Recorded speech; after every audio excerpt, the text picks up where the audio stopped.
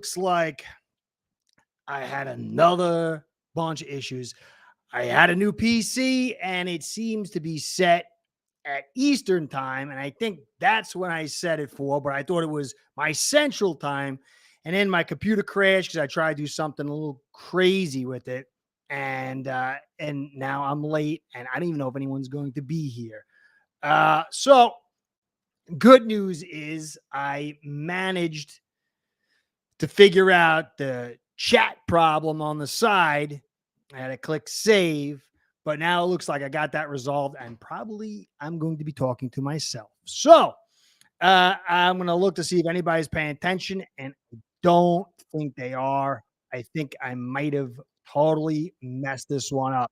So what I'm going to do here is, instead of talking to myself for a while, I'm going to try to do what I plan to cover, and then I'm going to cut it up into PCs because it's, kind of make something out of it. I worked real hard on this one. And me talking to myself here. I'm talking to Tommy from Mafia Sports Report.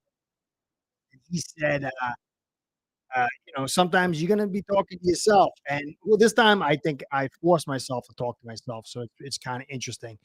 Anyway, phones even ringing. Technology. I hate technology. Who is this? What's that person? Shut that down. This is what you call a disaster. Anyway, guys, if somebody's there, there's a chat thing over here. I don't think anyone's here in the chat. What is going on? Man, some days it's good to stay in bed. So I see 5 people watching. You there? Oh, man. What a disaster this is turning out to be. All right. So I appreciate hanging in there with the jackass Curtis on the technology scene. And the phone is ringing. Who's calling me? My wife's cousin is calling me, of course, now. Hold on. How do you turn this thing off?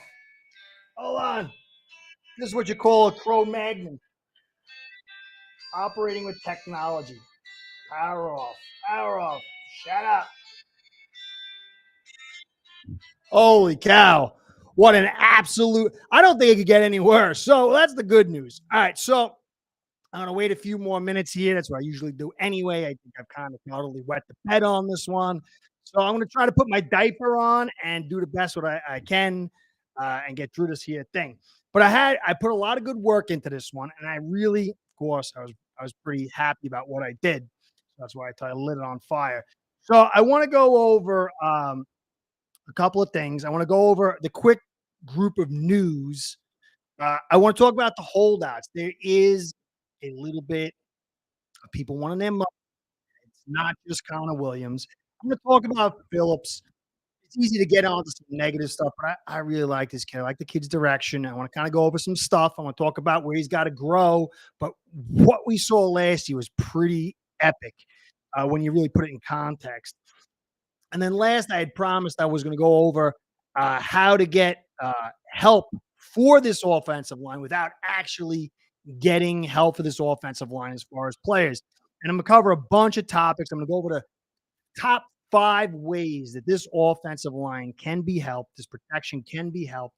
And it's not out of this world. It's really basic stuff.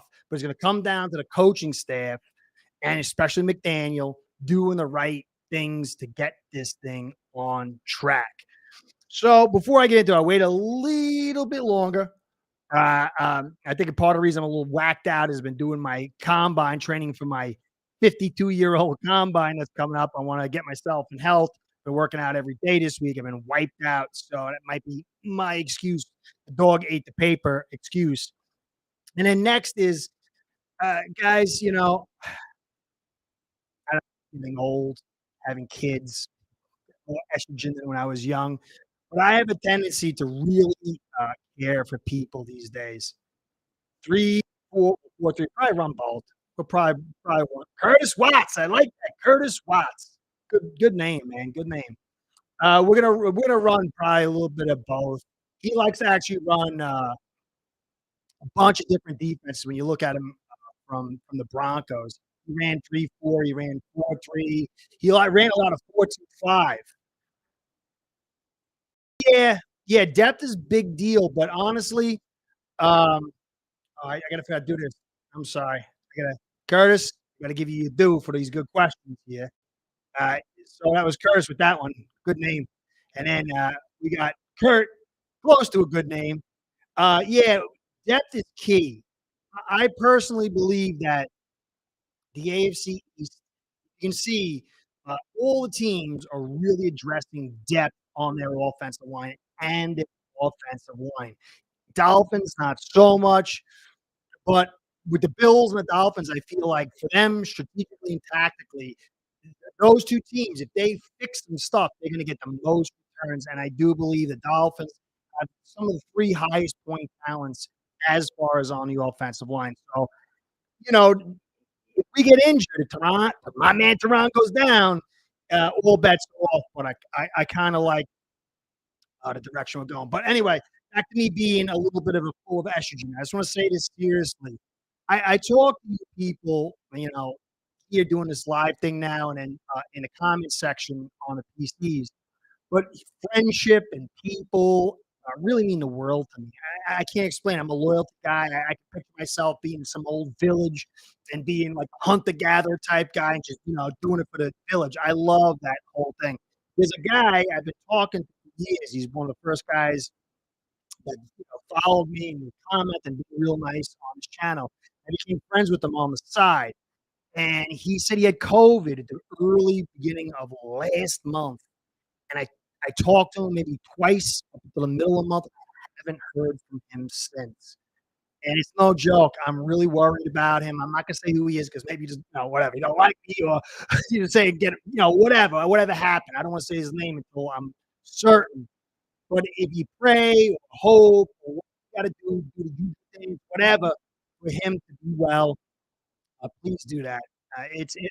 You guys matter to me. You really, really do. And, I'm just hoping that he's well. So just put a little mysterious prayer out there for him, okay? And then the last thing I'm going to do before I get on to the show is, like I said, I love communication. I value when you put the time for thoughts in these comments and watch me do my thing. Curtis at aceperhead.com. If you want to reach me and I miss a comment, sometimes I get lots of comments, sometimes I miss them. And if you really want me to answer them, or if you want to come on the show, or if you want to put a question up here or whatever, you can reach me there and I will get back to you. I promise that. All right. So I guess it's possible to have a top 10 defense and offense. Yeah. Yeah. Yeah. It's possible, but you see, this is the thing that I think a lot of times we've come into where prognostication is like the way that's what it's all about. We're going to win a Super Bowl this year. We're not going to win a Super Bowl. This guy's crazy. He's not going to suck. When really the NFL is so mercurial. You could be on your way to greatness, and one little thing here or there can totally screw you. So there is look. If Christian Wilkins goes down, let's say, the likelihood of us being a top 5 defense is out the door. I still think we could be a top 10, but it'd be a lot more difficult. So you just got to wait to see the injuries. I think if we're totally healthy, we can be a top 10 defense because we're going to be based out of a very strong run defense. And that's consistency. And then you got depth in the secondary. So, unless you get like some total mash unit, you're going to have some kind of coverage. And so I like what we're looking at as far as that. Now, the offense is we could be very good in the pass game, but we have to be somewhat decent in the run game to get that top 10 offense. And that's going to come down to the offensive line. And injuries, injuries with offensive line is really scary. And now, I'm going to talk about some of the stuff, which is, the contract. And so I guess I'll start off on that, get into the whole thing.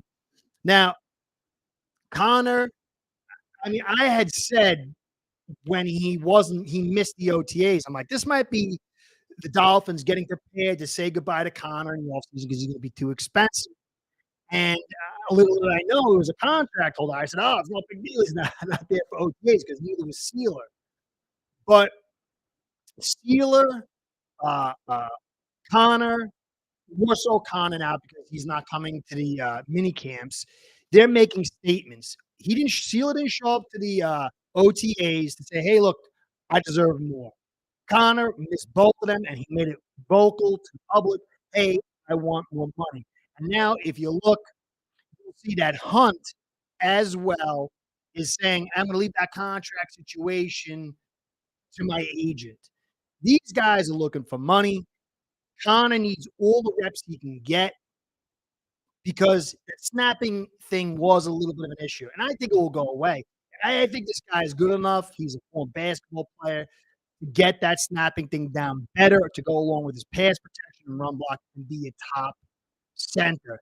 Now, Jimmy Bourbon from Finn's News, he put an article out. I do the editing on that. And look, Mitch Morse is not good anymore. He's broken down. He's old. He's making 9.75. You look at the top five centers, they're making between 12 and 14 million. That's what Connor wants today. Oh yeah, a Phantom. I'll get into that. He's going to want. I don't think he's going to miss any time for. I don't think he's going to miss camp, and I don't think he's going to miss any time in the season. But I think he's trying to make it known. But what he's going to want is a top contract in the offseason.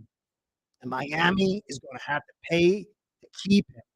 And at negative 31 already, and we'll go to all the details, he's going to be a guy that wants 12 to 14, 12 to 15. If he has a great season, he might want that 14, even 15 because it's another year. So then you got to figure Hunt is saying the same thing too. I did my 4 years. I didn't hold out. If I'm in top 10, I want that 12 plus 2. And so I don't really have any problem with Connor holding out. He's making a statement. If he holds out in training camp, that could hurt us because we need to win at least 2 of those first 4 games. And I don't see him holding out in training camp. He lost $100,000 for the mini camp, and he's making 8.75. Sort of sadly enough, it's sort of chump change.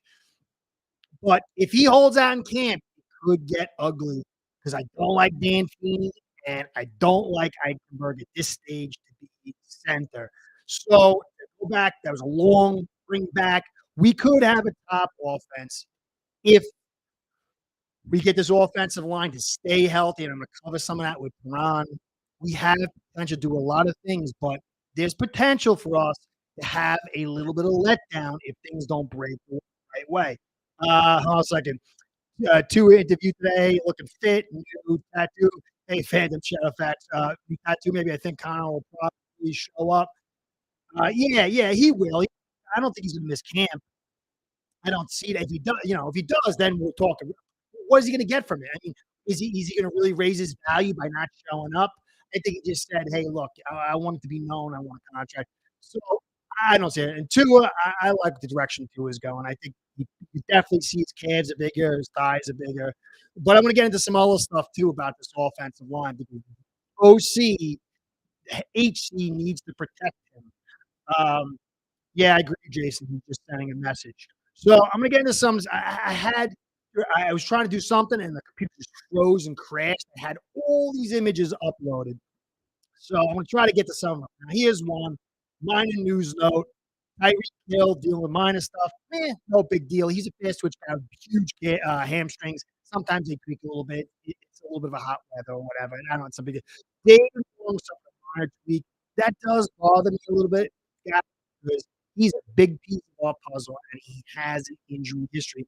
And actually, Vrabel is making fun of him not really being fully healthy or fully committed to his staying on the field. And so this is just a little blip, but it's not a happy blip for me. Then I want to get over this one. Joe Shad, Xavier Howard says Noah's locked in, different mindset this spring. Hmm, I think it's more about a lot more zone coverage. I haven't seen what they're dropping into the zone of man. But from seeing Fangio, it's probably mostly zone. If you go back and you watch Noah, he's respectable when there's in the zone. He has some problems on coming off his breaks. He's good at sitting underneath. He's good at some of these outside zones where he just has to peel. But the double move has always been what's hurt him, especially in man. So, I could see it, but is it going to be good enough? He's got some tight competition. Let's see what we got here. Easy is making some plays at Miami Minotaur minicamp. This bothers me because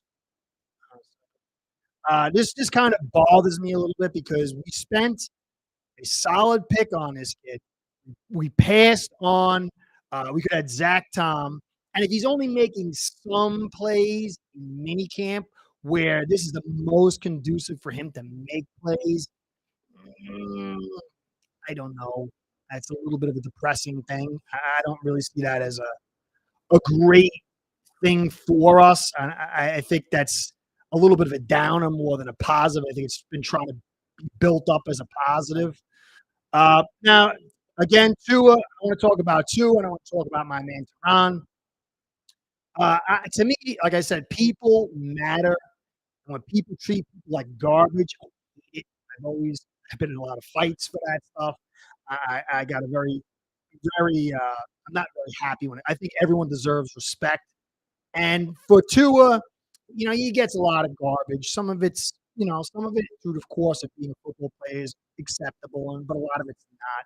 But this, I don't know who this guy is, Eric. He saw the two and on thing, and he was defending Tua. I guess that's where it comes from, the two and on thing. I was saying it too. So sadly, he passed. He's got a family, and Tua did the right thing to give 10 grand to him. I mean, that's nice. I mean, I don't know. You can't really say anything, but that was really like good. And then my man Tehran heard about some kid who had to walk to school, and so he bought the family a bus. I had it written down someplace. Anyway, but he took care of the family too. This night, this kid. I thought that was awesome. That's what I want to see. And, they keep telling you that these athletes are not role models, but they should be. And when they are, it's excellent. I love that. I like to. I'm not saying on him as a QB. I think there's some things for him to get to that high level, but I like the kid. I like his potential as a quarterback. I love my man Tehran. And then McDaniel over here said Chosen is hungry, tough-minded, and coachable. And I love this. And this is going to come into a lot what I'm talking about, how to help this offense. To me, the Chosen is a big deal. When you have Waddle, Hill, and Chosen in a 3 wide receiver set, and you got a semi-decent tight end blocking over there, the leverage that you're creating to keep these linebackers back off, the leverage you're creating to keep these safeties backed off, limits blitz opportunities, limits guys in the box, helps you in the run game, and helps the quarterback to figure out who the Mike is and how to keep these blitzes off him and to help the offensive line. And if Tehran is healthy and he's one-on-one and you can flow down the field, all the help, because Tehran's got it all, and you got this leverage in the 3 wide receiver set, which maybe you'll see 10, 15 plays with Chosen or something like that. These could be big time plays. These could be a big deal, especially like with Hill. If he gets a little hamstring injury, you're not totally, devoid of, I mean, we had some good receivers in the third last year, but they were slow. When you got a 16 guy who's fast, that's a huge, huge deal, honestly. Kurt, I know it seems like yeah, it's not the free agent offensive line, it's the drafting. We had Zach Tom, and I'm not saying I'm some draft nick guru, I'm not, but this guy's stats, his athletics, his all his measurables were like the best in the last 30 years. Guy was smart, We could have had him easy. And a guy like that can play up and down. Like he played guard and tackle last year. Probably could play center. We need to hit on draft offensive linemen. Free agency, we did good. We got Connor and was brilliant. I mean, I know I said he should have moved to center, but they did it, and it was brilliant. And he is a top five, top six center. And then, I know Tehran, but even if he plays 13, 14 games and he's there for the critical end, this guy is a difference maker. And we got Hunt, but to me, you gotta draft offensive linemen. You've got to, at least for depth.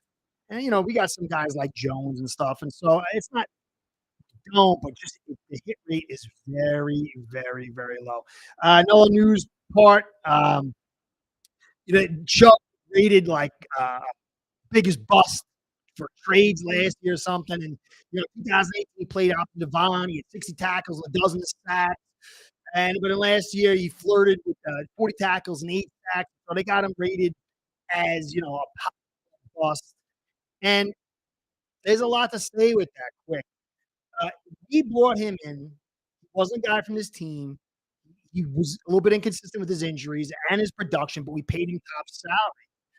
A lot of these guys now that were on this team that had been more consistent, Steeler and Connor and Hunt and Wilkins, they said, "Whoa, you're paying this guy that much? I want mine." And so he's got to kick off. He's got to have a big season. I think he will. I think he's going to do a lot better with Vic. And he doesn't have Vaughn, but he has Phillips. But the negative side is that we spent the picks, and because we paid so handsomely for him, all the guys are going to want those handsome payments too.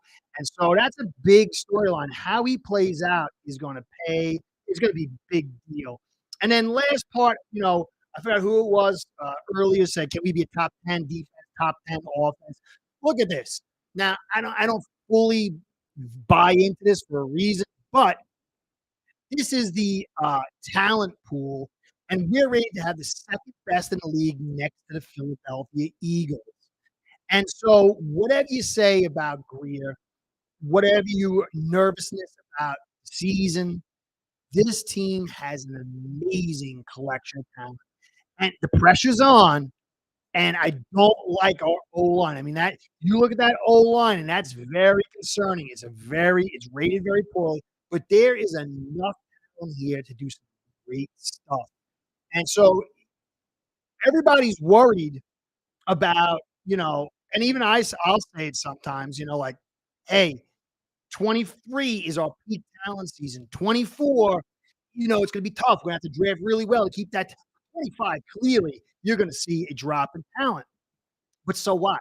I mean, if you go into 25 and you got to cut a bunch of players, and you got McDaniel, who's your guy, you got Fangio, who's your guy, you got two who's proven himself, and now he's going into his long-term contract, and you've taken this team to some heights, even if it's not the Super Bowl, it's a conference champion. Then you're going to feel good about the future and the ability with Greer at the top to redo this thing. So really, honestly, I don't care. I want to see this year to be an amazing season. I don't want to hear about next year. This is the year Miami needs to do awesome, and you're going to lose some players in the offseason. Okay, fill those holes in with a full draft and whatever you got to do. But just let's stay focused on this season. This season is going to be very difficult. I mean, if we miss the playoffs, who cares?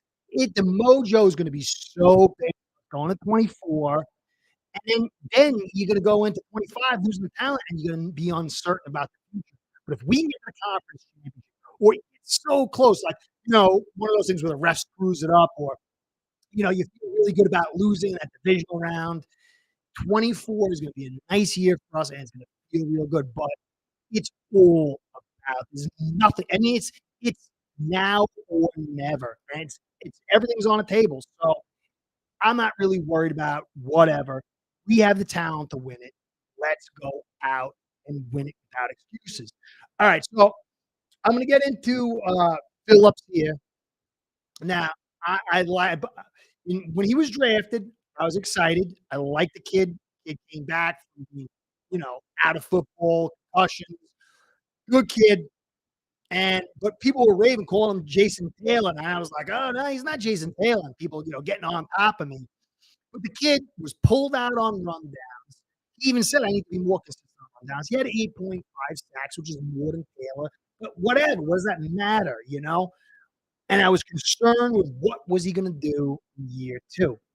And then he had 3 or 4 quiet games, maybe 2 or 3, I think it was, and people were like, he's no good. But I was seeing some stuff. I was seeing what he was able to do in the run game. I was seeing him develop tools that were gonna help him down the road. You can go check my podcast while people were saying they were down on. I was like, "This kid looks good." And then he came out. I think it's game 3, 4, huge video on him, like a whole chronology of the season. And this kid grew up like you don't. I mean, when you go back and rewatch how he was one step away from greatness. And I want to cover some of the stuff, some of the stats, and I'm going to do a film thing so um, you can see what this kid actually did. Now, hurries, the top in league was Dietrich Wise, Ron, and Chris Jones at 16. Phillips had 11. Knockdowns, Bosa had 31, 28, depending on the site you look at. He was number 1. Phillips was 19, 16. He was 4th. Total pressures, 74 was Parsons. Smith, big step down, 55. Parsons is like he's another world. You can't really but Phillips was 7th with 48. And then you look at the pass, the passer rating of these secondaries that Parsons and Bosa were supported by, and that's the thing that tells me this kid is a stud and he's one step away from greatness. Now Dallas with Parsons, 83.6 passer rating. 49ers with Bosa, 82.1. Passer rating with the Miami last year, 95.1. You see the film, this kid was half a step away from making so many big plays. He had a ton of hits, ton of hurries, those things with a little bit of delay from the secondary. If he could have had the secondary that Dallas and the 49ers had, this kid would have seen production rise maybe 10, 20%. And I'm thinking that he can get that too. Now, to be fair, and on the negative side or the critical side, he was pulled out of red zone defense and really serious running down third downs anywhere on the field way too often. And that is going to hinder his, I don't know, a desire, his ability to get to that next level because Parsons is not pulled out. Bosa is not pulled out. And so everything this kid did last year was built off his ability to get better in the run game, and he did. And so this season, I think the kid is going to take another step forward in his run game. I think he's going to have a defense that's going to give him some good coverage, and I think this kid could truly be something that I mean, it's not even debatable how good he'll be. I think this could be his season, breakout season that Miami hasn't seen since like a Wake or something. Let me answer some of these questions quick before I go into the last part.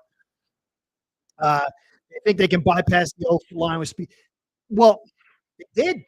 Last year they had the worst offensive line, and you could say, well, Tua was beat up. There's lots of pressure, but I'm going to get into that in a second. No, I believe the offensive line is tried and true formula. But, and I'm saying, you watch me for a while, I'm critical agreeer. I'm big on the offensive line. With this Miami Dolphins team, with McDaniel, there's a lot of other things that go into it. He was able to do something you rarely see. With an offensive line influx, lacking talent the way they did. Hill and Waddle and to his quick release, and McDaniel called some really good plays, although they kind of petered out, kind of got predictable. Was able to offset an offensive line that should have had him running for his life like 2021. So I agree the offensive line's gonna come back to bite us this year, especially if there's injuries, and I still gotta see these big downs and when it's bad weather, critical games, but they were able Waddle and Hill is something different. It's not it this offense should have been way worse. Judo should have been beat up way more, but what I had just said has altered things. Ultimately, though, I do believe in the offensive line, and with that chart I showed before with the Philadelphia Eagles at the top, their offensive line is tremendous. Hold on a second. Kurt, A-Chain, not Aiken as I used to say, A-Chain will help us with that, when and if they get him out of yeah, that's what I've been saying, I don't think his running ability is going to help us much because everything is perimeter with him. He's a little small, and we have a hard time inside with blocking, at least last year. I think he'll pop some. I think he's gonna be pretty good. It's gonna be very interesting to see. But it's that catch, the pass catches. If we can get that leverage to drive guys off and then get the running back out into the middle, out into the flats, and he can use that blazing speed, I think that's really where he's gonna help us. And it really, it's hard to really guesstimate, to judge things in the NFL. And Jason's he's on board with me. I'm an old style offensive line guy, and I view offense in a certain way. And the league has changed a little bit, although I think defenses are catching up. It's not the past league it used to be. I do believe that the run game is becoming more and more prominent again because these defenses, all the talent's going over there, and they're kind of figuring things out. But still, this offense needs to get going. It needs to be point scoring. It needs to be kind of what it was last year. But this offensive line is going to be the key, just not as much as it used to be. And my top 5 reasons why and how things can get fixed with the talent we have, as long as Teron stays healthy. Teron and Connor. Teron and Connor stay healthy. You can manage the whole thing. I mean, maybe, Eichenberg is kind of scaring me. But if Hunt goes down, I like Hunt. Right, kind of like Robert Jones as a right guard. I think he could be okay. He's a good filler. I'm not sure that left guard spot. That's my biggest concern. Not even right tackle, left guard. But the top 5 things that this staff can do to get things right. Obviously, Teron staying healthy, and the reason for that, and I did a whole thing last year on this, and maybe I'll do it again. When you have a guy like Teron, and Peyton did the same thing, he's like, "Teron, you're on your own, one all day, sometimes 2 on 1." Teron sometimes, and when he was the Saints, he would actually get a guy and chip the other guy because it was such a quick play. He was taking 2 guys in 1. If Teron can stay healthy, he allows the protection to flow down the line of scrimmage. And if we have an upgraded blocking at the tight end spot, and we can get even 6 guys to block for us instead of 7.6 that we had last year, it was insane with all those play actions. How many guys we know something might miss. Maybe not. But hey, if he misses 4 games and it's the middle of the season and we can win 2 or 3 of them, it all depends on when he's injured. I mean, injured going into the playoffs, he's injured at the end of the season. It's a totally different thing. But we don't know if he's going to be. I mean, I don't like the fact he's going to be 31 or 32 now. He's coming off a very torn pec, bad toe. All this stuff is terrible. He's coming off a series of injuries. That's my man, Teron. I got to believe in him. So I can't really predict his injuries, but if he can stay healthy, and when you got Chosen out there, you got Waddle and Hill, and now you don't have to have Gesicki. You know how many times Gesicki was out there? And it's not a knock on Gesicki. He can be good with another team, with a different system, with better blocking. He's a mid to late block guy. But Chosen is mid, late, and early, and it's going to be a different monster with these 3 guys. If the Chosen plays up to his name and hype around him, and then you got you've supposedly buffed up this tight end group. I'll get into that in a second. The win. Um, I don't see him playing guard.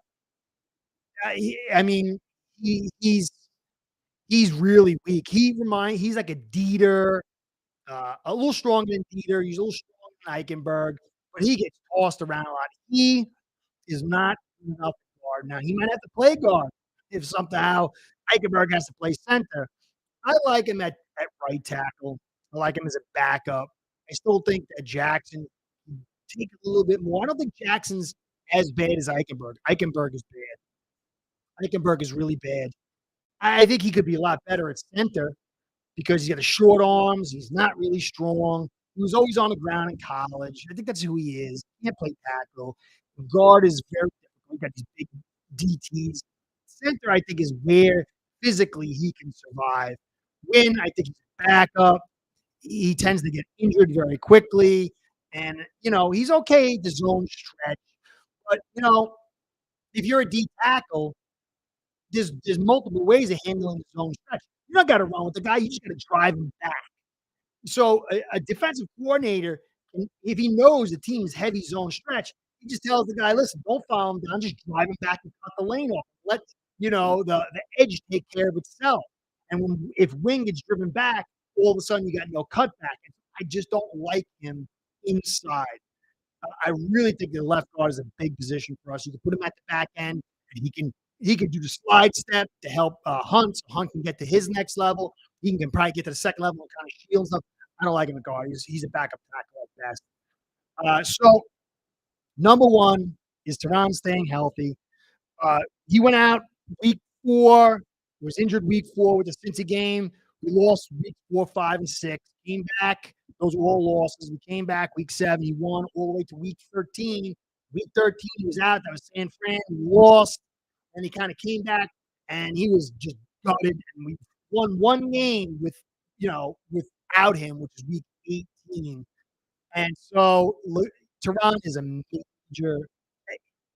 It's Tehran, Tua, Hill, Connor, Waddle, and Hunt. Those are the most critical guys on the team, on the offense, and in that order. I put Tehran even higher than Tua because it's Tehran and Tua, and protection always comes first. Jason says left guard for Win. All right, brother, we'll see, man. I hope you're right. I hope you're right. He's so weak. He's really handle power. So then the next thing to offset this offensive line to get us successful is the pens. Now, it's not as bad as you think because there's actually some good in these pens. Now, I'm going to go with the bad side. Delay a game, 2nd to 8th, tied for 2nd to 8th, worst with 8, none with decline. Ineligible receiver and eligible pass, you were 2nd to 6th, 5, 3 with declined. Full start, you were tied with 9th for 22. But holding, we were 27th least with 15, which is 2 decline. That's something you can hold on to. There weren't a lot. I know you weren't asking, but I thought always give you 2 cents, brother, because you know what? It's about making evaluations. And if you're right, you deserve the credit. And I got to go back and recheck my wrong evaluations. I love when people say, I disagree with you. That's the best, man. That's how you come to a better evaluation next time. Always give your thoughts, man. Always, always. Just don't call me an idiot. Maybe once in a while, but most of the time, don't. So we had delay penalties. We had ineligible receivers downfield, and we had false starts. These are all pre-snap penalties, and these can be easily mitigated. If we had lots of holding on top of that, I'd be very, very concerned. So there's a lot of ways that McDaniel can compensate for this. And running the football more, which takes you out of the lottery of all this motion, getting to play in earlier, to getting to the field, to the line of scrimmage earlier. This is something that is very correct. If this doesn't get corrected, McDaniel's not. and he's allowed to have last year. And, some people say, "Well, it's the players' fault." No, well, no, because even if it is the players' fault, the coach gotta understand the players are schmucks, and he's gotta tone down what he's doing to cause them to get into the situation. So, justice alone, if you pulled all these penalties out, we probably would have won 1 or 2 more games, put ourselves in position to win a couple more. This would have changed a lot of stuff, and it's very, very manageable. And the fact that we didn't get a lot of holding, even though we were going so vertical, is a great sign. Uh, yeah, they did kill us. It's inexcusable. If this happens 2 years in a row, he's not the guy. I don't think it will, but anyway, how do you feel about McDaniel's second? Well, this I'm telling you right now, you know, I'm gonna give you a couple of things. The first one was Tehran. It was talent. He can't control it.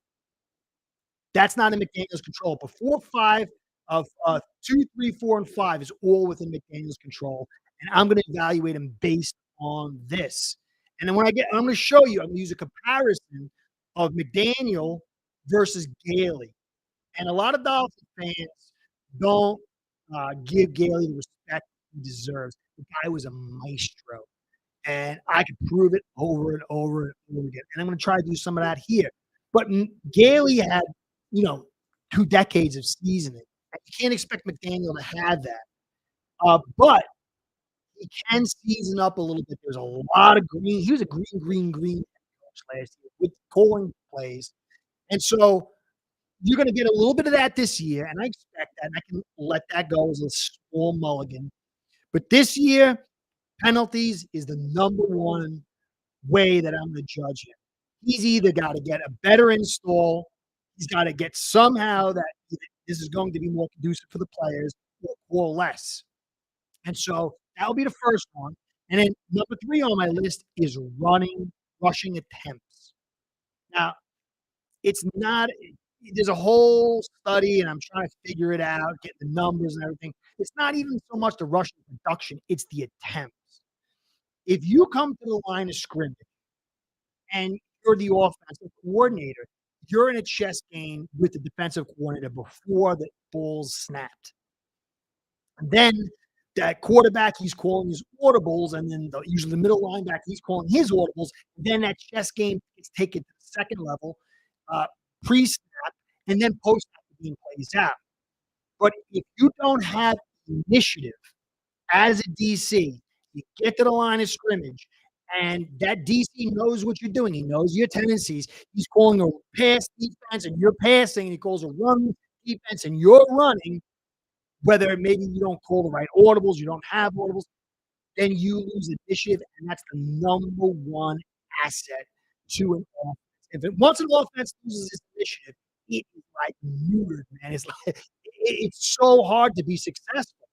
The initiative, you know the snap count, you know where the play is going, and the defense is guessing. Once the defense gets the initiative, it's like chess. All chess is about is white makes the first move, and then black has to respond. And all black has to do is play to a draw and take the initiative away. So then white has to play on the defense, and then usually it's downhill. Same thing with the offense. Now, rushing attempts. In 2020, we were 16th in rushing attempts. We had a diversity of runs. They weren't cheesy runs. There was all kinds of runs. We were in inside zones, a little bit easier compared to a lot of outside zones. And then this year, we were 31st in rush attempts, and we were highly predictable. And the linebackers and safeties were not fighting on play action. We ran play action like you wouldn't believe, RPO like you wouldn't believe. And so Gailey understood through the course of a drive, through the course of a half and a game and a season, the value of running the football. Make the game go quicker.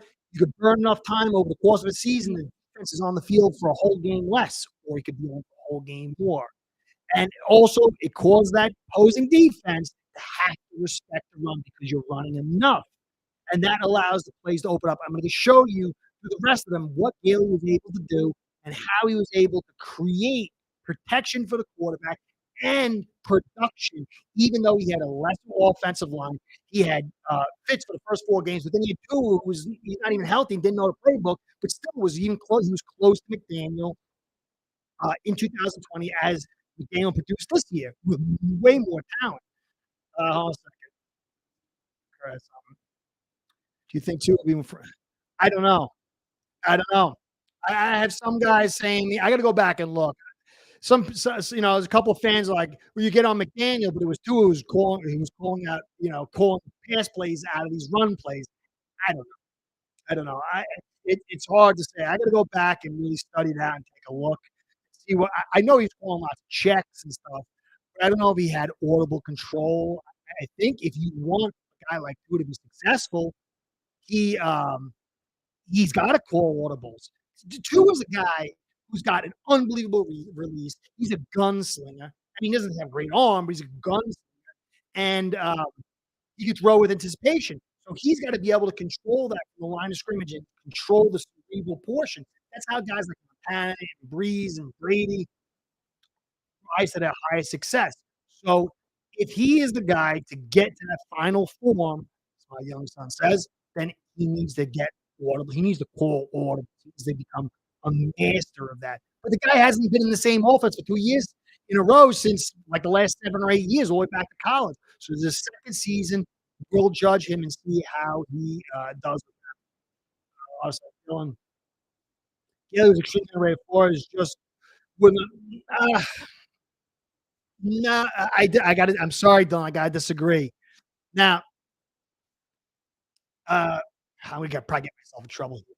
But if you go back, Gailey said his system is very specific. It's about matchups, and you got to master this system.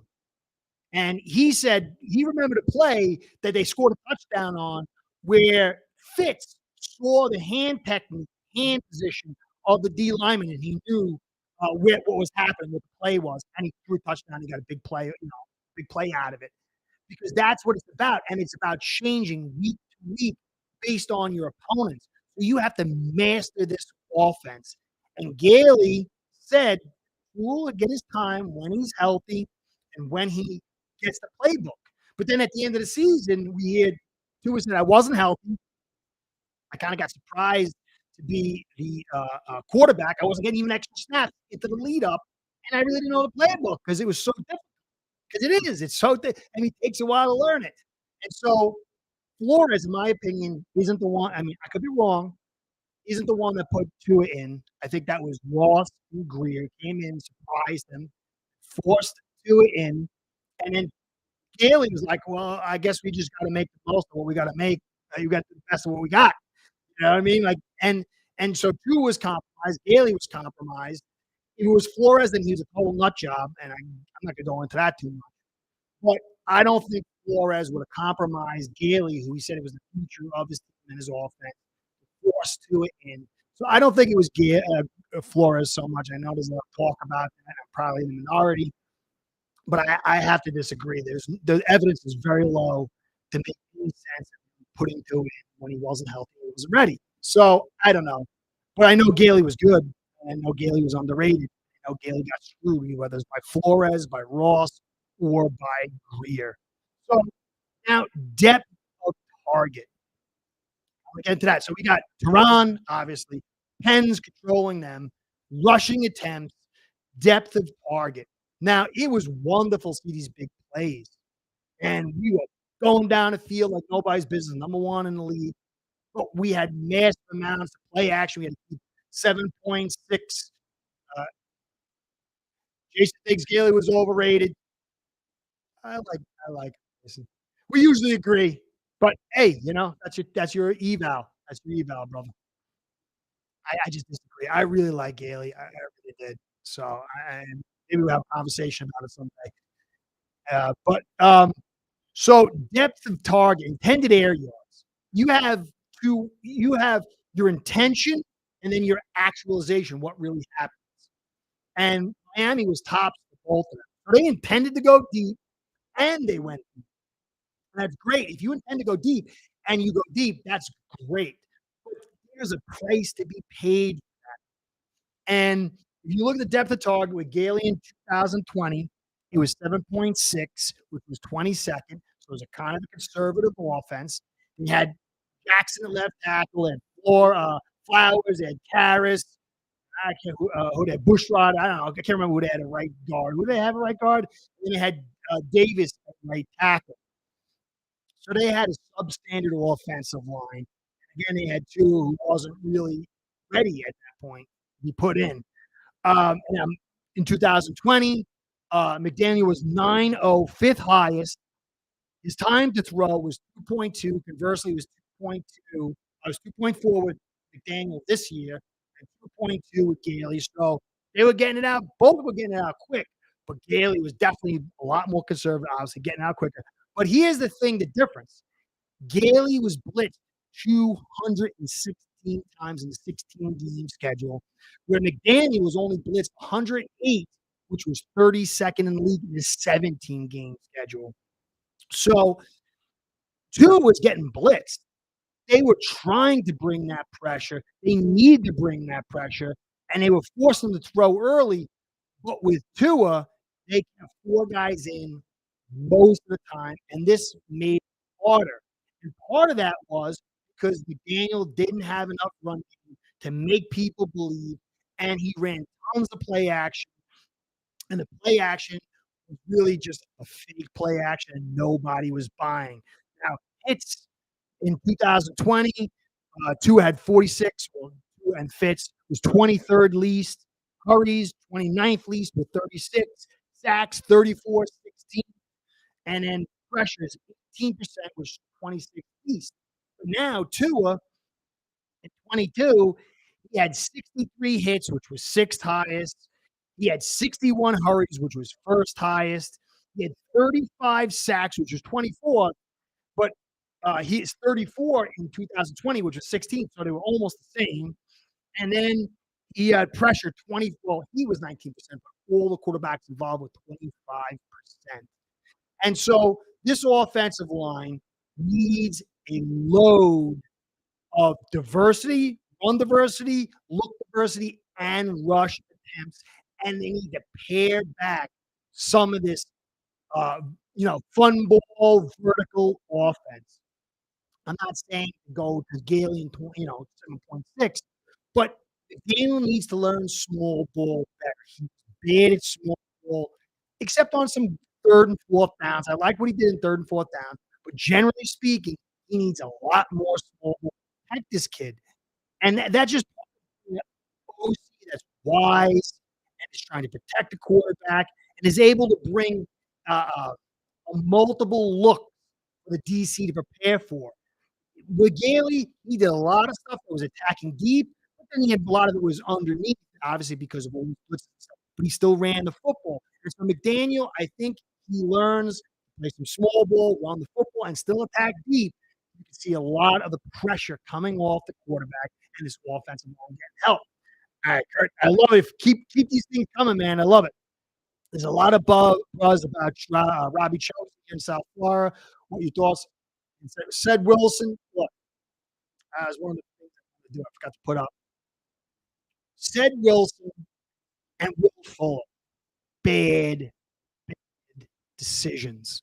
We could have brought an offensive lineman. There was guys that were available, and I think it was Moses Morgan was like $5 million, and he went to the Ravens or something. We could have had $2 million extra and got him instead of Wilson. So you got Chosen. If Greer strikes out on Chosen, then it's a big time stain on his resume. But the same token, this is the most critical year. If Chosen takes off and he doesn't, I mean, all he needs is about 30, 40 receptions. That's what he needs, 30 to 40 receptions. Nice chunk rack and a couple of big plays. And then we bring the three wide out. All of a sudden, guys play off because you got Hill, Waddle, and Chosen. If Chosen, I do believe this guy at 6'3", he's hungry. This is his last stop before he's like totally, no one's going to want him. So I think the kid can do it. I still think because remember, he's not the number one. He's number 3. Hill and Waddle are studs. He's coming in and dealing with the third cornerback. So I think the kid can succeed. He's got to succeed. If he doesn't succeed, Greer's going to look very stupid. Considering he got easy, who's barely doing anything, and he's got some nice catches in a mini camp. So I believe that it's critical to create leverage, to take pressure off the offensive line that needs help. So I do believe in the kid. I need to see it, but better. It better. Greer is third time. I mean, 3 strikes and you're out in my opinion. So I like the kid. I got to see him do it. I think he was doing if he produced like he did last year and the year before, as kind of one of the more primary receivers on the team. If he can play that same production level, now be the third guy with Hill and Waddle, I think he'll be good enough. He's got to be. This offensive line needs help, and I think that's one way it's going to happen. So Tehran obviously pens running the football to get these guys. Because remember, when you blitz, that's easy passes for the quarterback. He makes the right read, and the hot route is called, and the receiver figures it out. If you don't get those blitzes, then you don't get those cheap plays. I mean, sometimes you get sacked, which sucks. But you need to. If a team's not blitzing, if you're not getting blitzed all season, that says your offensive line sucks, and we're getting enough pressure with 4 guys. So you got to create some reason to bring that blitz. Jason Cat. When used, Robbie has always been a solid. Yeah, I agree. Hey, yeah, we agree. We're back on the agreement, Jason. Yeah, I think will be the best QB he's had. Yeah, I think so. And he just needs 30 receptions. He just needs 30 receptions, be like a 16 yard per catch.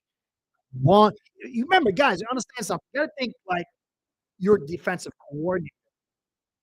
And so you got to prepare for Hill. You got to prepare for Waddle. And now you got 3 or 4 games or 5 games worth of tape. And Chosen is, he's got the third corner and he's picked up a 30 or 40 yard pass play 2 or 3 times in one TD. I mean, that puts fear in you. That's something to make you think differently. And then once you bring that guy in to focus on him, now all of a sudden you got to worry about Hill and Waddle to take off and get their play. So the fear that's generated, the focus, when you pull focus off a guy like Hill and Waddle, draw it over to the Chosen, then that is a dangerous, dangerous territory. And I agree with you 100% on that one, Jason. So depth, look, Tua can't have that kind of pressure that he had last year because when you look at it last year, a lot of these teams got better inside the division. He's going to be facing harder teams, and defenses did get better, and it's going to be a lot more difficult this year. If you notice, the tape got slowed. They came out hot, and then teams understood what they were trying to do, and they were able to take advantage of it because this was a one-armed offense. No run game, poor offensive line. You're going to give you pass yards, but we're going to not kind of take away what you like and force you to be inconsistent. Now, the defense is better to give the ball back to the offense, and so there's that. But they really need help. They need to be on their best game. Hey, it's cool. Hey, Curtis, with all the talk about Chosen and Wilson and how they fit, are people sleeping on Braxton Berrios? Well, he's another guy. I watched him. I was I forget the guy's name, but I do Jets coverage, and he was like telling me about Berrios. He's not bad. He can make something happen. He has a little bit of drops. He's no problems getting out there. He can make things happen, but he's not a guy that I would say is going to threaten all routes. And I think Chosen, when he's at his best, Wilson's done. I think they're gonna move off. There's something's not right there. It just doesn't make any sense. I don't think they can keep all these receivers. They're gonna have to let someone go. And I think he's just probably got to get going.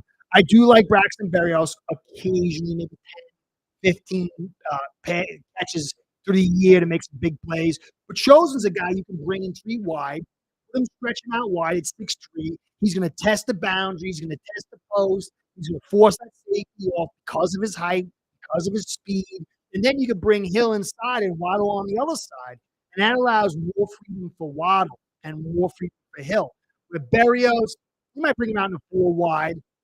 You could bring him out in the backfield, but his route tree is way more limited than the Cho's. Short. I mean, it just matters. The height matters a lot. Yeah, gadget plays. Yeah, I agree, Walt. I agree. He could be used on a guy. He's going to have effect. I mean, the guy's a speedster, but I mean, when you understand that chosen, if he plays, if he's not done, and he could play like he was 2 years ago or 3 years ago. I mean, you don't know. He could. He's only 29, so it would be a big, big, big deal. Uh, well, yeah. McDaniel's likes you, yeah, pre-snap. Yeah, but he's gotta control that pre-snap because sometimes it costs some penalties, and so he's gotta kind of, we were 85% pre-snap motions and stuff. It was crazy last year, but yeah, he could be effective. He's just gotta control it better. So now the last bit, Gailey and McDaniel. McDaniel is a guy who's seasoning. Gailey was seasoned. You might say McDaniel has a higher ceiling, whatever. It doesn't matter. Gailey was seasoned. He understood what he had. He was able to protect it. And Tua was hurt, man. He was coming off that hip injury, and he protected it. Tua was very protected. And sometimes the cost of the offense. But if you look, they had 12th most passing yards at 37, 36. Now, a lot of those chumps came from Fitz the first 4 games. But they had 559 passes. There was only 16 games. And this year we had 584 in 17 games at 45. So it was, 800-yard difference. So Gailey was able to dive. Remember, somebody had some of those crazy plays. We had the pitch back and the QB would throw. They had some really good stuff. But he was able to create a real passing game. But the play action wasn't as abused. Now, every play action pass, for the most part, you only having 2 guys go out routes. We had 199 and got 1,711 yards out of it, which is great. And then our RPO was 97, and we had 847 yards out of that. Conversely, Gailey had 126 with 39, and his RPO was 44,377. Now, it's the play action passes, McDaniel out percentaged him. He had about 30 or 40% more play actions, but he had nearly 50% more production. But again, he had Hill and Waddle. Gailey, though, pulled back on that and allowed more receivers in routes than McDaniel did last year. And I do believe, again, with Chosen, with Berrios, you're going to get some more 3 and 4 receiver routes where this offensive line hopefully can protect, because that's what Tua needs. It looks really good seeing these 2 guys go out in routes, getting big plays with 7 guys and 8 guys in the box or whatever it is, but it constricts ultimately what you can do. Gailey was able to pull that back by aiding the running attack, even if it wasn't as effective. Because if you look at the play action, the RPOs, Gailey was 10 for 36. He ran 10 of them out of all those RPOs of 44. I only got 36 yards at 3 yards per carry. McDaniel, out of 97 RPOs, ran 15 times and had 97 at 6.6. So it's not so much the yard, it's the number. It's the percentage of what he runs, and then it's the runs after that, and then dialing back on some of the depth of plays to protect Tua and to create a different look. And I think all these things can be done to help out Tehran Eichenberg. And Eichenberg's probably going to start, guys. Connor, Hunt, and Jackson. And I think that's what this offensive line is going to be. And I think this offensive line needs McDaniel to be smarter. Tehran obviously to be healthy, but he's got to dial down. He's got to get a small ball in there. He's got to run the ball more. He's got to have more diversity in looks. Tua needs to be on the center more. Remember, if you watch the Bills game, he was on the center a lot, and that screws guys up. The same thing happens with that Allen. He sits in shotgun all day. He runs these like lane draws. Nobody buys into it. But when he gets on the center, all of a sudden, the defense is like, what? And he turns around, he can't see the ball, and all of a sudden his linebackers bite, and the safety stop, and then the big plays open up. That's what McDaniel needs to do. Last year was his mulligan. This year, he needs to control these penalties. He needs to understand small ball. He needs to run the ball more, and he needs to kind of dial back on some of his play action. That play action is ridiculous. 159 play action passes and 400 passes for Tua. They've got to be. That's got to stop. So, yeah, I know, right? That's right, brothers. That's right, brothers. That's right. Anyway, guys, that's my take. I was kinda discombobulated because I took this thing started this thing off, my computer froze, and I didn't know if it was the right time. I got one computer over here, it's set at 8:30 Eastern Time. The computer I had where I used to live, and I don't know how to change it back, and then I have my laptop, which is 7:30 my current time, and I think I'd set it up right, but then my computer froze and tried to do something. So, guys, I hope this was coherent. I hope this made sense. I hope this was a good times. I appreciate everybody showing up here and disagreements. I love disagreements. I'm Irish German, so I like disagreements. I like conversation. So there we go. Okay, what's your thoughts on Finn signing veteran center to help fortify interior? Kind of could go back to guard and serve depth. Nah. To me, the problem is with Eichenberg, with Wynn, and with Connor, they're susceptible to power. And when you run zone stretch, you're saying, I want the DT or the interior lineman to follow me as I go down the line of scrimmage. But that DT can screw things up by just using his power to drive that guy back and not following, trusting in his edge defenders to force it back into a destroyed hole. You need to have some ability to handle power. Now, Connor's better than Eichenberg, much better. He's much better than Wynn, much better than Dieter, but he is susceptible to power. And I think center is the position where he'll be at his best. Two of his worst performances were against Fangio, Disciple, defense, Rams, Chargers, corners. He will help McDaniel. Yeah, I agree. I got, Tua gets a raw deal. I mean, some people they'll just say he's the greatest no matter what, and so does the other side of it. But the guy came out, he was forced in early by somebody. He wasn't helped with that. He had the three OCs, he had two, and the worst offensive line in 43 years of me watching football. Then he came back this year and he had a terrible offensive line for the most part, and he was asked to go vertical in his third year in the NFL. So this kid has room to grow.